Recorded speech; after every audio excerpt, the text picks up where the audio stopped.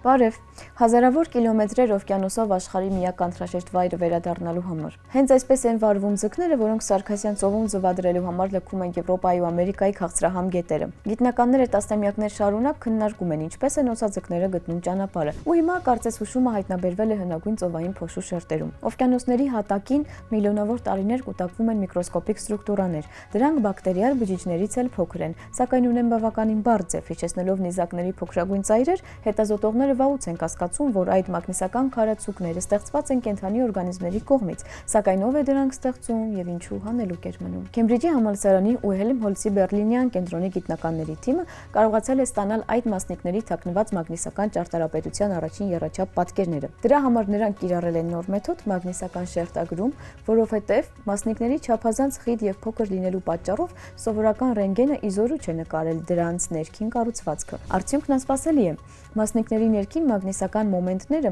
ոլորված են առանցքի շուրջ, ձևավորելով կայուն հոսք, բառացի միկրոսկոպիկ պտտահողմ։ Այդպիսի ստրուկտուրան իդեալական է տեղորոշման համար։ Այն կարող է միաժամանակ որսալ երկրի մագնիսական դաշտի ուղղությունն ու ինտենսիվությունը, այսինքն տալ կենդանուն միանգամից երկու կոորդինատ, վերածելով մոլորակը հսկայական մագնիսական քարտեզի։ Հոսքերն ընդ որում չափազանց կայուն են ու չեն կորցնում ճշգրտությունն արտաքին միջավայրի աղմուկների պատճառով։ Նախկինում ենթադրվում էր, որ մասնիկները չափազանց մեծ են որպես նավիգացիոն տվիճներ աշխատելու համար։ Որոշ հետազոտողներ կարծում էին, որ դրանք ուղղակի պաշտպանական փշեր են, սակայն համակարգչային մոդելներն ակնարկում էին դրանց անսովոր մագնիսական հատկությունների մասին ու հիմա այդ հաշվարկները ստացել են ուղիղ հաստատուն գիտափորձի միջոցով։ Հայտնաբերված ստրուկտուրաների տարիքը մինչև 97 միլիոն տարեկան է։ Սա առաջին ուղիղ վկայությունն է, որ դեռ դինոզավրերի դարաշրջանում կենդանի օրգանիզմները օգտագործում էին գեոմագնիսական տեղորոշում։ Մնում է գլխավոր հարցը. ով է ստեղծում այդ միկրոսկոպիկ մագնիսական սարքերը։ Հավանական թեկնածուներից մեկն օծաձկներն են։ Նրանք հայտնվել են մոտ 100 միլիոն տարի առաջ, հրաշալի կողմնորոշվում են մագնիսական դաշտում ու մինչև հիմա թաքցնում են այդ կարողության նուրբ մեխանիզմը։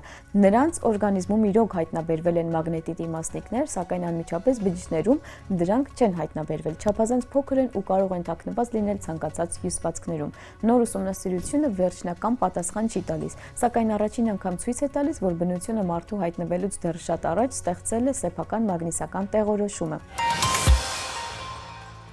Երբ աստղը հանկարծ սկսում է իր տարիքից երիտասարդ երևալ, իսկ նրա քիմիական կազմն այնպիսին չէ, ինչպիսին պետք է լինի, դա գրեթե միշտ բուռն անցյալի նշան է։ Հենց այսպիսի իրավիճակի են բախվել Gaia BH2 համակարգն ուսումնասիրող աստղագետները։ Սա քնած սև խոռոչով մեզ ամենամոտ համակարգերից է։ Նոր տվյալները ցույց են տալիս, որ սև խոռոչի կոմպանիոն կարմիր հսկան կարող էր կլանած լինել նյութը սև խոռոչի նախահայր աստղից ու անգամ ձուլված լինել այդ աստղի հետ։ Նման օբյեկտներն այսօր հասանելի են դառնում ոչ միայն դասական մեթոդների, այլև Gaia աստղադիտակի աստրոմետրիկ դիտարկումների շնորհիվ։ Սովորաբար կրկնակի համակարգերում արկա սև խոռոչներն իրենց մասին հայտնում են ակրեցիոն սկավառակի պայծառ ճառագայթման շնորհիվ, սակայն եթե սև խոռոչը քնած է ու ոչինչ չի կլանում, այն անտեսանելի է։ Այս դեպքում միակ հետքը հարևան աստղի ուղեցրի վրա նրա գրավիտացիոն ազդեցությունն է։ Դիտարկումների մի քանի տարվա ընթացքում Gaia-ն որսացել է աստղերի հազիվ նկատելի տատանումները, ու հենց դրա շնորհիվ է հաջողվել հայտնաբերել ոչ ակտիվ սև խոռոչներով 3 կրկնակի համակարգ։ Դրանցից մեկը Gaia BH2-ը,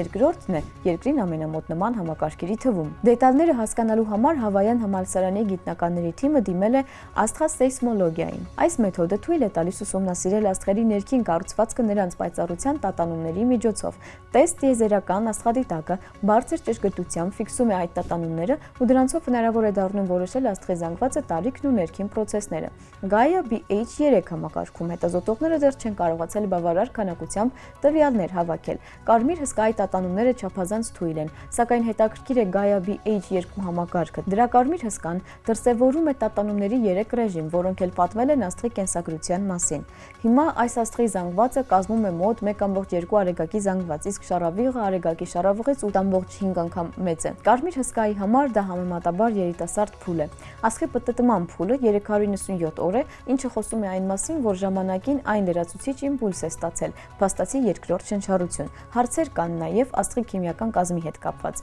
Այն նկատելիորեն հարստացած է ալֆա պրոցեսի էլեմենտներով, ինչը անսովոր հնարավոր է այդ տարիքի եւ զանգվածի աստղերի համար։ Ավելի վաղ աստղագետները բացատրում էին հետեւյալ կերպ. Կարմիր հսկայի կոմպանիոնի հետ տեղի է ունեցել գերնորի անհաջող պայթյուն, երբ ձևավորվել է սև խոռոչ առանց ահռելի էներգիայի նետման։ Բայց սև խոռոչի նախահոր նետած նյութն էլ կլանել է կարմիր հսկան։ Սակայն նոր աստղասեյսմոլոգիական տվյալները թույլ են տալիս այլ հնարավորություն նույնպես։ Կարմիր հսկան կարող էր ձուլված լինել համակարգում առկա մեկ այլ աստղի հետ։ Հաշվարկները ցույց են տալիս, որ երիտասարդանալու համար այն պետք է ստանար արեգակի զանգվածի մոտ քառորդ մասի չափ նյութ։ Դա շատ է, ու նյութի այդպիսի քանակը իրոք կարող էր փոխել լուսատուի ստրուկտուրան ու քիմիական կազմը։ Առայժմ աստղագետները վերջնական պատասխան չունեն։ Gaia B-H2 համակարգը մնում է չափազանց բարդ օբյեկտ, որին դեռ անհրաժեշտ կլինի վերադառնալ ավելի ճշգրիտ չափումներով։ Սակայն արդեն հիմա պարզ է, որ անգամ առաջին հայացքից հանդարտած տեղը կարող է պահպանել աղետալի իրադարձությունների պատմությունը սև խոռոչի նախահայր աստղի ոչնչացումից մինչև իր հարևանի հետ ձուլում։ Ու հենց այսպիսի ուսումնասիրություններն են օգնում տեսնել,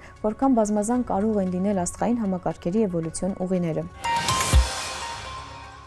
Պատկերացրեք, որ ձեր հիշողությունը ոչ թե հուսալի արխիվ է, այլ ֆայլ, որը հնարավոր է խմբագրել մեկ սեանսի ընթացքում։ Հենց այս գաղափարից է սկսվում Փոլ Վերհուվենի «Հիշել ամենը» գիտաֆանտաստիկ ֆիլմը, հիմնված Ֆիլիպ Դիքի երգի վրա։ Ֆիլմ, որում իրականությունն ու կեղծ հիշողությունները այնքան սերտորեն են միահյուսվում, որ հանդիսատեսը մինչև վերջին վայրկյանը չգիտի ով է գլխավոր հերոսն իրականում։ Դուգլաս Քուեյդը սովորական բանվոր է, ով որոշում է ներբեռնել արկածային հիշողություն այն մասին, որ նա ժամանակին Մարսի վրա աշխատող հատուկ գործակալ էր։ Սակայն ներբեռման process-ը չի ընթանում պլանավորվածի նման ու հանկարծ պարզվում է, որ նա իրոք կարող է գործակալ լինել, թե դա նույնպես պլանավորածի մաս է։ Ֆիլմը նպատակադրված կոշտ ձևով խաղում է հանդիսատեսի ընկալման հետ։ Հետապնդումներ, հրաձգություններ, դավադրություն ու անդադար զգացում, որ ցանկացած դրվագ կարող է ինչ-որ մեկի սցենարի մաս լինել։ Հիշել ամենը գիտաֆանտաստիկ կինոյի լավագույն օրինակներից է, որում ով եմ ես հարցը վերածվում է լիարժեք էքշն թրիլերի, իսկ այսօրվա համար այսքանը, կհանդիպենք։